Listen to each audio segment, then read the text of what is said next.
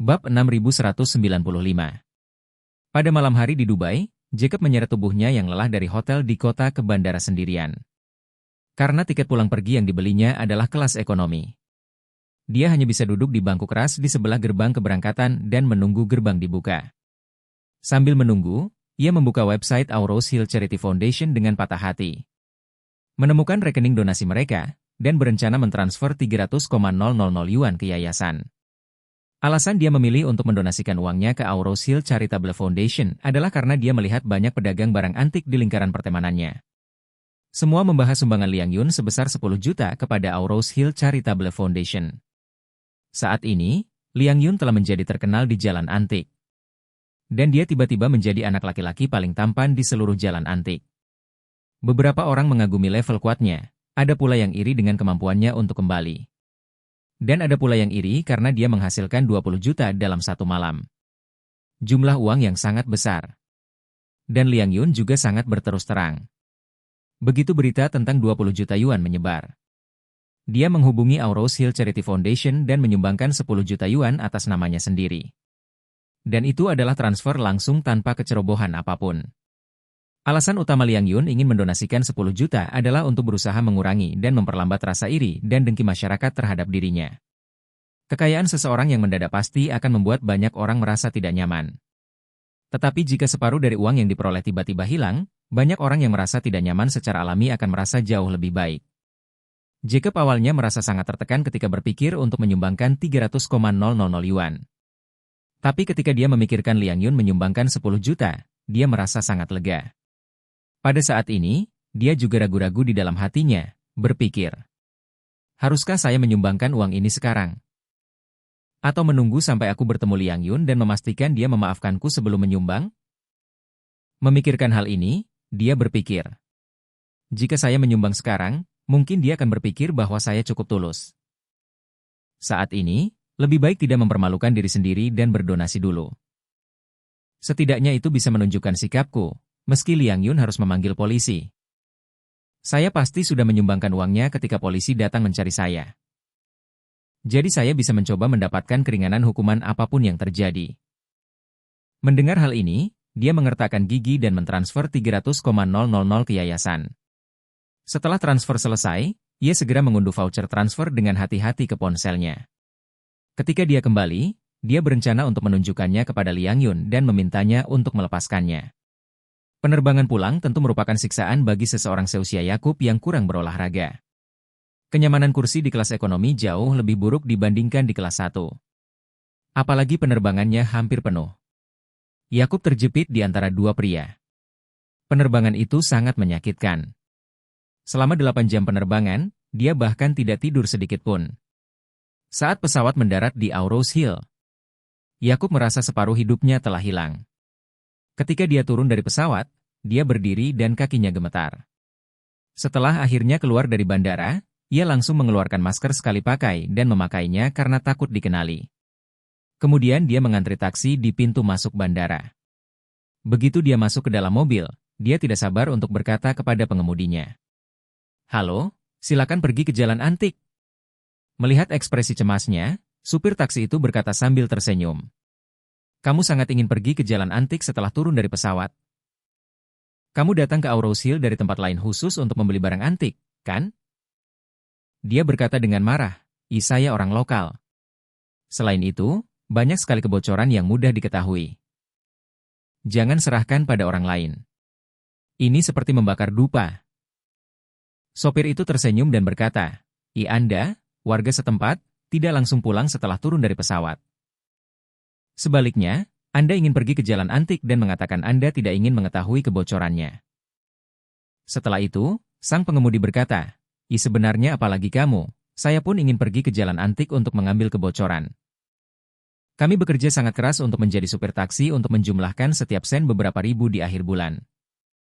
Tetapi ada beberapa yang bisa menghasilkan 20 juta dalam satu malam.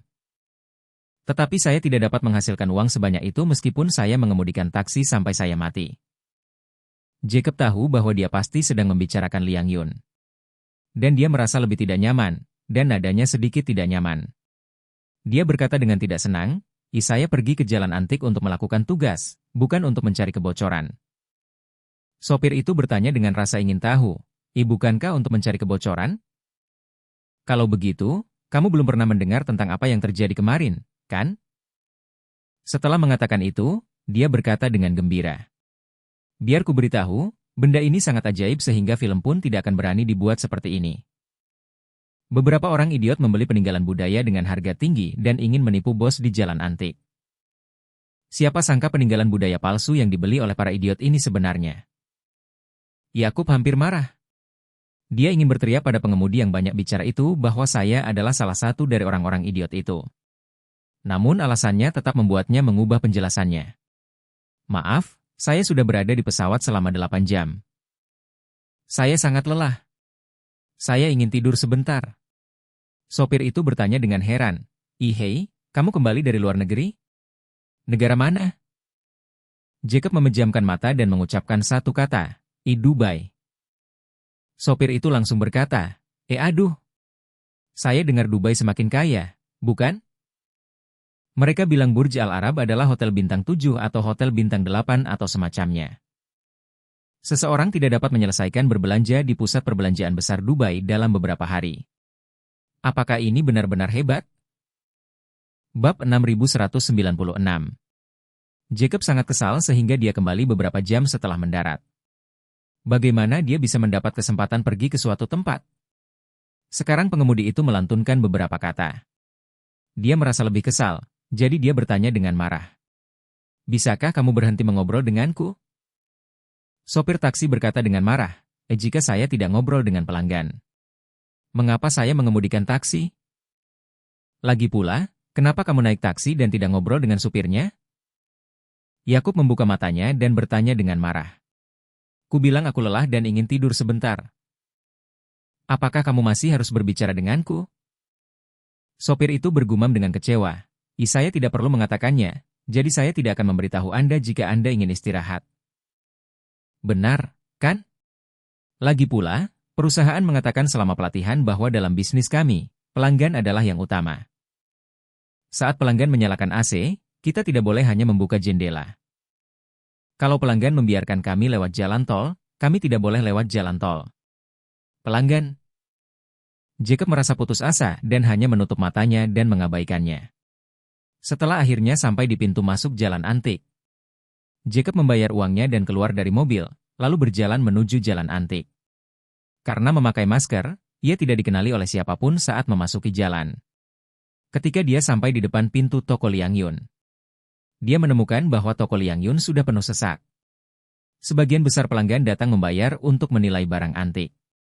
Jacob merasa malu untuk masuk saat ini.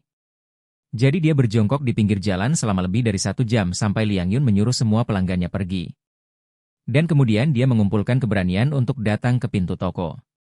Ketika Liang Yun melihat seseorang mendorong pintu hingga terbuka, dia berkata, "Maaf, toko tutup hari ini. Jika Anda ingin menilai koleksinya, datanglah ke sini besok pagi. Hanya 80 token angka yang akan dirilis." Jacob merunduk. Di dalam toko, dia melepas topengnya dan berkata dengan gugup. Halo, Bos Yo, ini aku, Jacob." Liang Yun mengangkat kepalanya dan menatap Yakub. Dia tertegun pada awalnya, lalu bertanya dengan berpura-pura penasaran. "Ten Wilson, apa yang kamu lakukan di sini? Anda ingin mengambilnya kembali, bukan?" Tidak. Jacob melambaikan tangannya dengan cepat dan berkata, "Bagaimana saya bisa meminta Anda untuk mengambil kembali? Saya bergegas kembali dari Dubai untuk meminta maaf kepada Anda." "Meminta maaf?" Liang Yun tersenyum tipis dan bertanya langsung.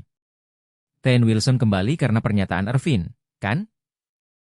Dia tidak punya keberanian untuk menyangkalnya, jadi dia mengangguk dan berkata, "Iya." Liang Yun berkata dengan tenang, "Saya mendapat manfaat dari masalah ini pada akhirnya, jadi tidak perlu meminta maaf." Jacob belum sadar, berpikir bahwa dia mengatakan bahwa dia tidak perlu meminta maaf. Dia berpura-pura sopan, jadi dia segera mengeluarkan ponselnya, menemukan catatan transfer, segera menyerahkannya, dan berkata dengan hormat, "Bos Yo, saya tahu Anda pasti sangat marah. Lagi pula, aku melakukan sesuatu yang tidak baik. Tetapi saya juga menyadari kesalahan saya. Untuk menunjukkan sikap saya yang mengetahui kesalahan saya dan memperbaikinya, saya menyumbangkan seluruh 300,000 yuan ke Aurous Hill Charity Foundation. Saya juga berharap Anda melihat bahwa saya mengambil inisiatif untuk mengakui kesalahan saya dan mengembalikan modal dengan keuntungan. Demi mendonasikan semuanya, mohon diabaikan dengan pelanggaran, apalagi membawa masalah ini ke polisi. Setelah mengatakan itu, dia ragu-ragu lagi dan lagi tapi masih tidak punya keberanian untuk berlutut. Jadi dia hanya membungkuk dalam-dalam pada Liang Yun. Dia membungkuk hati-hati, lalu meletakkan tangannya di depannya, menatap Liang Yun dengan cemas, menunggu pernyataannya. Liang Yun melihat catatan transfer di ponsel Jacob. Menyerahkan telepon kembali padanya, dan berkata sambil tersenyum. Ten Wilson, aku tidak sopan padamu. Saya sebenarnya tidak marah, tidak sama sekali. Dan saya berkata, sejujurnya, saya tidak berencana memanggil polisi dari awal hingga akhir. Jacob tertegun dan tanpa sadar bertanya, kamu benar-benar tidak berencana memanggil polisi? Liang Yun mengangguk dan berkata dengan serius, saya benar-benar tidak berencana memanggil polisi. Setelah mengatakan itu, Liang Yun menambahkan, pikirkanlah, seluruh jalan antik tahu bahwa saya menghasilkan 20 juta dengan mengambil barang yang hilang. Setelah postingan WeChat Irvin diposting, semua orang juga mengetahui seluk-beluk masalah ini. Mereka semua mengatakan secara pribadi bahwa Anda adalah anak laki-laki penyebar uang yang diutus oleh dewa kekayaan. Jika saya menelepon polisi untuk menangkap Anda saat ini, seluruh jalan antik akan menganggap saya tidak bermoral. Lagi pula, inilah yang telah saya lakukan dalam bisnis barang antik. Setelah bertahun-tahun, saya mengetahui aturan industri kami, jadi saya tidak dapat menyusahkan polisi dalam masalah ini. Belum lagi saya tidak akan menelepon polisi jika saya menghasilkan uang. Bahkan jika saya benar-benar kehilangan 300,000 yuan, saya tidak akan menelepon polisi. Yakub langsung merasa lega. Dalam satu nafas, yang paling dia takuti adalah dia akan dipenjara jika tidak direhabilitasi. Sekarang dengan jawaban tulus Liang Yun, dia bisa yakin. Namun, saat dia menghela nafas lega, dia tiba-tiba menyadari sesuatu. Karena Liang Yun tidak siap memanggil polisi dari awal sampai akhir. Bukankah sumbangannya sebesar 300.000 sia-sia? Memikirkan hal ini, dia hampir putus asa dan mengutuk secara diam-diam. Demen, tanganku gatal sekali. Mengapa saya begitu bersemangat untuk menyumbangkan uang? Saya seharusnya segera menyumbang dan menunggu untuk melihat sikap Liang Yun sebelum mengambil keputusan. Segera, Jacob yang cemas mengambil ponselnya dari Liang Yun. Tidak sabar untuk menemukan hotline donasi 24 jam dari Aurous Hill Charity Foundation, dan menghubungi mereka secara langsung. Begitu panggilan tersambung, operator di seberang berkata dengan sopan. Halo, ini Aurous Hill Charity Foundation, apa yang bisa saya? Jacob tidak menunggu pihak lain selesai berbicara, dan bertanya dengan tidak sabar. Apa? Kamu tidak ada urusan hari ini? Ngobrol panjang lebar? Saya melakukan kesalahan dan menyumbangkan 300,000 yuan ke yayasan Anda. Bisakah kamu mengembalikan uang itu kepadaku?